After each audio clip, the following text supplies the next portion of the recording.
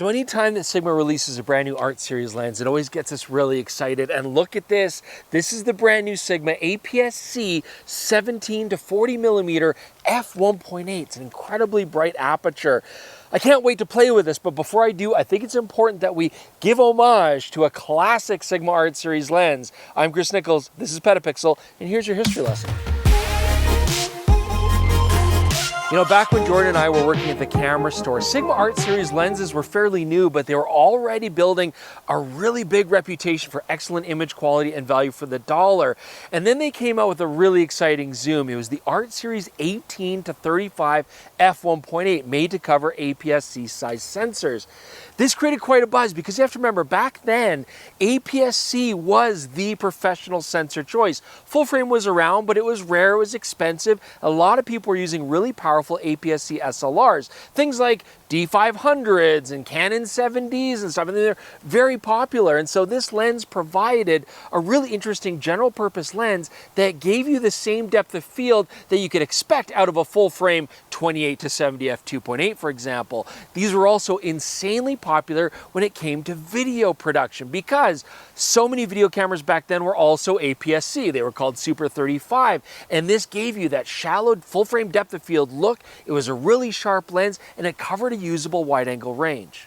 Okay, but don't think that this is a simple rehashing of an old formula. This is a brand new lens. The 18 to 35 was made specifically for DSLRs. This is made specifically for mirrorless. So of course, first off, we're getting just a slight more bit of wide angle coverage, a little bit more telephoto range as well, so you get more of that usable general purpose range. So back in the DSLR days, that 18 to 35 gave me roughly a 28 to 50 millimeter full frame equivalent range, even less wide angle coverage if I used it on Canon aps-c.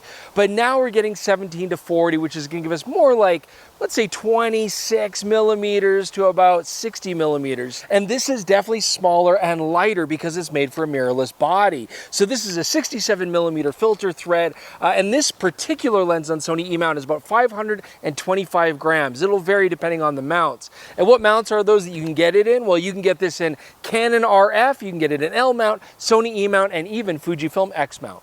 Now the build quality on this lens is excellent, you know, being an art series lens, and it's very well appointed. I mean, the hood here has got the push button release. I like that. It's actually got this textured rubberized grip on it too, which is really comfortable to use. Well damped focus ring and zoom ring, autofocus, manual focus selector switch, and a couple customizable buttons. And then if your lens for your particular lens mount does come with an aperture ring, this has got a really nice aperture ring going from f16 to 1.8. I've got an option here to click it into smooth functionality or to lock it into auto. And of course, this is a rugged, well-built, weather-sealed lens. Okay, so maybe you're going to shoot this lens, you know, cityscapes at night on a tripod to get twinkling lights, or maybe you're going to shoot landscapes on sunny days, you know, and want to get those nice sunburst effects. What is this lens going to do when shooting towards the sun? Well, flare is actually pretty well controlled as always with Sigma. Though if you look here at 1.8, it looks like there's a washed out area, but that I believe is actually the ghosting just largely out of focus, creating this sort of soft effect, because this lens does have some ghosting. As you can see here, when you stop the lens down, you do get a fair amount of reflections there in the opposite corner. So again, this is just something to keep in mind, but overall, I think it does handle flare pretty well. Another thing though, Sunstars. You know, even though this has a fairly round 11-bladed aperture, they're actually quite nice. They've got a distinct look to them and kind of a nice sharp star effect. So if you're into Sunstars, think those, you know, city shots at night or something, this is gonna be awesome. So being an art series lens, Sigma have put their best HLA or high-speed linear actuator motors into this lens, and that just means that autofocusing is going to be reliable, quick, smooth, and silent. If you're looking for high response speeds, this will give it to you. This is quite the hazard here, and I would have died if I didn't see this orange pylon, but luckily it really stands out. You can't miss it, and that's because of this beautiful bright orange color. And that's what I actually really like about these Promaster rugged cards. Look at that. Same color. So if I drop this in the grass or something, I have a much better chance of finding it. And I can do this and not worry about it because these cards are rugged. They're like 3 times more shockproof than normal memory cards. Now, if you're like me, you always, as a rule, change your memory cards over bodies of water. Oops, silly me. Oh, right in there, but that's okay. I mean, these things are fully waterproof. They mold these specifically to be stronger than your average memory card. And what I also like is there's none of those thin little plastic bits there and no locking switch to worry about breaking off, because those are always a weak spot on regular memory cards. IP68 rated, they can handle minus 25 to plus 85 degrees Celsius, so I know that they can survive the elements. And these are UHS-II speed cards, V60, so they're gonna be faster than I'm gonna need for pretty much all the cameras I'm gonna test. And right now these are on sale from June 16th to July 27th, 2025. You can get yourself a twin pack of Promaster rugged 128 gig SD cards for only $74.99. Check it out today, click the link in the description below and get yours. Okay, let's talk about sharpness now on the Sigma 17-40. Looking at our charts here, first it's 17mm at f1.8, really good detail in the center. You can see nice sharpness. When we stop down to f4, we get just a touch more contrast, but already is excellent detail. When we go to the corners here at 17mm, you can see there's a little bit of distortion correction going on. That makes the corners a little bit soft, wide open at 1.8. I definitely notice improvement in contrast and sharpness when stopping down to f4. Now, if we take a look at 40mm here, again, f1.8, really good detail in the center. We're not seeing much change as we stop the lens down. It's already pretty fantastic. Corners do have, again, just a touch of softness, but that again goes away when you stop down. So I would say this lens overall, very sharp when you're shooting it wide open at 1.8. Good detail and good contrast. It only gets better when you stop down. Okay, so what this lens does have is that really bright f1.8 aperture, which means we should get fairly shallow depth of field, especially when shooting at the 40mm range.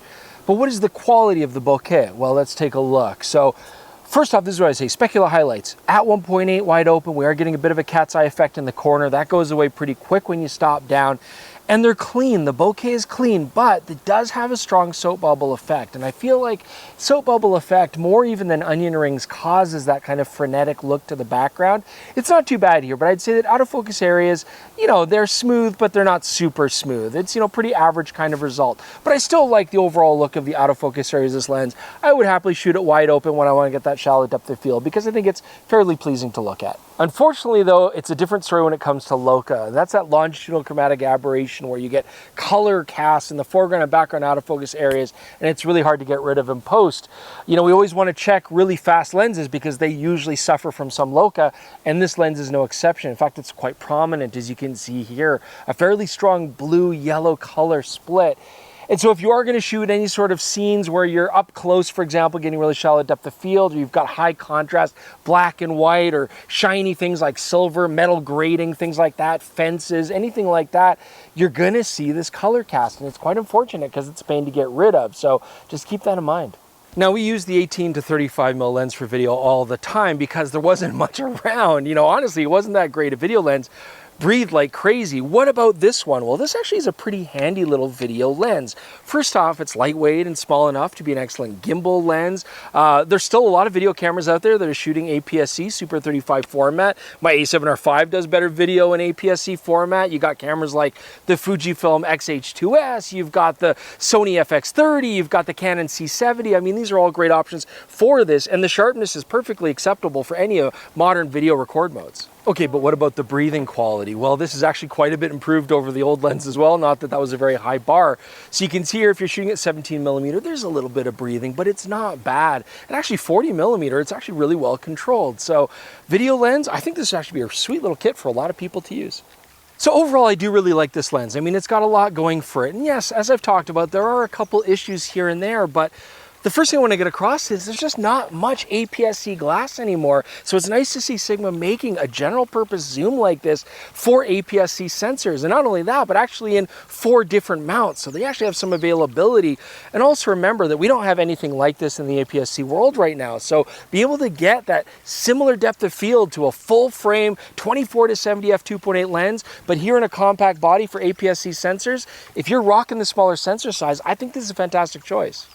I think you have to remember as well, we're getting this fast aperture, this excellent build quality, and decent optics for under $1,000. I mean, that is pretty significant. So I'm going to say that this is a really good lens and fairly affordable for what you get. Leave your comments below, though. We'd love to know what you think. Definitely check out the PetaPixel podcast as well. All your favorite podcasting apps, you can listen to it there or just watch it on this exact same channel. Thanks again to Promaster for sponsoring our episode today. We really appreciate that as well. And if you haven't already, get yourself a PetaPixel.com membership. This way you can peruse the website ads-free. You get discounts at the merch store, and you can see the JPEG and RAW files that we get from our fully reviewable samples so you can make judgments for yourself. Thanks for joining us. We'll see you with more on PetaPixel.